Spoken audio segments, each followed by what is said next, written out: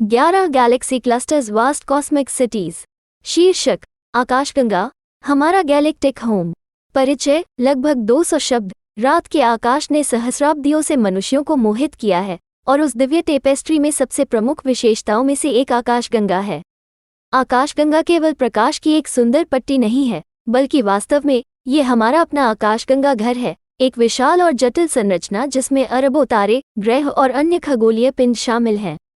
इस लेख में हम आकाशगंगा के माध्यम से एक यात्रा शुरू करेंगे, इसके गठन, संरचना, तारकीय आबादी और ब्रह्मांड में हमारे स्थान के बारे में उल्लेखनीय खोजों का पता लगाएंगे। 1. आकाशगंगा क्या है? लगभग 300 शब्द। आकाशगंगा एक अवरुद्ध सर्पिल आकाशगंगा है, तारों, गैस और धूल की एक विशाल घूमने वाली डिस्क जो लगभग 100,000 प्रकाश वर्ष व्यास में फैली हुई है।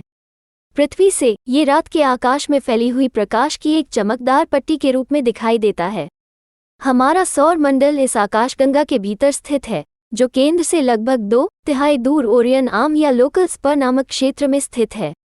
2. आकाशगंगा का निर्माण और विकास। लगभग 400 शब्द। आकाशगंगा का निर्माण लगभग 13.6 अरब वर्ष पहले हुआ था, जो प्रारंभिक ब्रह्मांड में पदार्थ के घने क्षेत्रों से निकली थी। इसकी शुरुआत एक छोटी, अनियमित आकार की संरचना के रूप में हुई, जो गुरुत्वाकर्षण संपर्क के माध्यम से पदार्थ जमा करती थी और अन्य छोटी आकाशगंगाओं के साथ विलय करती थी। समय के साथ इन विलय और अभिवृद्धि घटनाओं के कारण उस शानदार सर्पिल संरचना का निर्माण हुआ जिसे हम आज देखते हैं। 3. आकाशगंगा की संरचना। लगभग आकाशगंगा कई अलग अलग घटकों से बनी है। इसके मूल में एक घना क्षेत्र है जिसे गैलेक्टिक उभार के नाम से जाना जाता है, जो तारों और गैस की सघनता का केंद्र है। उभार से बाहर की ओर फैली हुई एक चपटी डिस्क है, जहां आकाशगंगा के अधिकांश तारे और अंतरतारकीय पदार्थ रहते हैं। इस डिस्क को आगे कई घटकों में विभाजित किया गया है, जिसमें पतली डिस्क, मोटी डिस्क और तारकीय प्रभामंडल शामिल हैं। डिस्क सर्पिल भुजाओं, तारों, गैस और धूल से बनी लंबी संरचनाओं से घिरी हुई है, जो आकाशगंगा के चारों ओर लपेटी हुई है।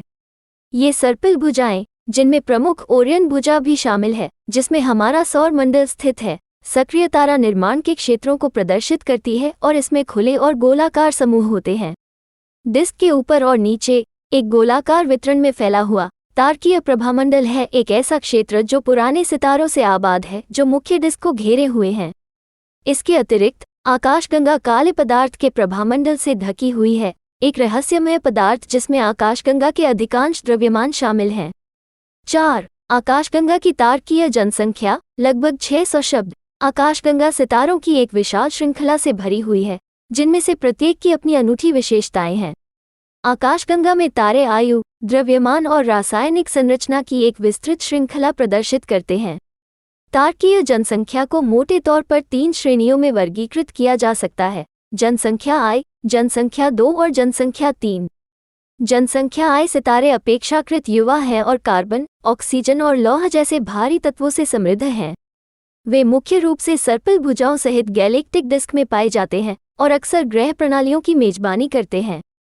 हमारा सूर्य इसी आबादी का है।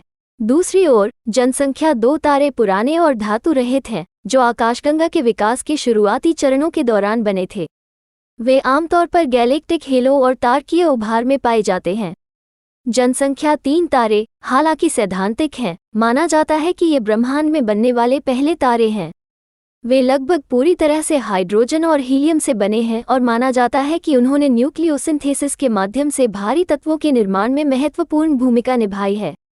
5. गैलेक्टिक डायनामिक्स और इंटरैक्शन। लगभग 400 शब्द। आकाशगंगा एक स्थिर इकाई नहीं है, ये लगातार विकसित हो रहा है और अपने परिवेश के साथ गतिशील अंतःक्रिया से गुजर रहा है। यह एंड्रोमेडा गैलेक्सी जैसी पड़ोसी आकाशगंगाओं और मैगेलेनिक बादलों सहित छोटी उपग्रह आकाशगंगाओं के साथ गुरुत्वाकर्षण संपर्क का अनुभव करता है। इन अंतःक्रियाओं से ज्वारीय व्यवधान, नई सामग्री का संचय और तारा निर्माण की शुरुआत हो सकती है। आकाशगंगा के भीतर तारे और अंतरतारकीय पदार्थ आकाशगंगा के द्रव्यमान वितरण द्वारा उत्पन्न गुरुत्वाकर्षण बलों के अधीन हैं। ये बल सर्पिल भुजाओं के निर्माण, गैलेक्टिक डिस्क के गर्म होने और भड़कने और घनत्व तरंगों के निर्माण को प्रेरित कर सकते हैं, जो तारा निर्माण को प्रभावित करते हैं। 6. आकाशगंगा का अवलोकन और मानचित्रण। लगभग 500 शब्द। आकाशगंगा का अध्ययन करना एक जटिल कार्य है, क्योंकि हम इसके भीतर स्थित हैं। हालांकि खगोलशास्त्री आकाशगंगा की संरचना और गुणों का निरीक्षण और मानचित्रण करने के लिए विभिन्न तकनीकों का उपयोग करते हैं।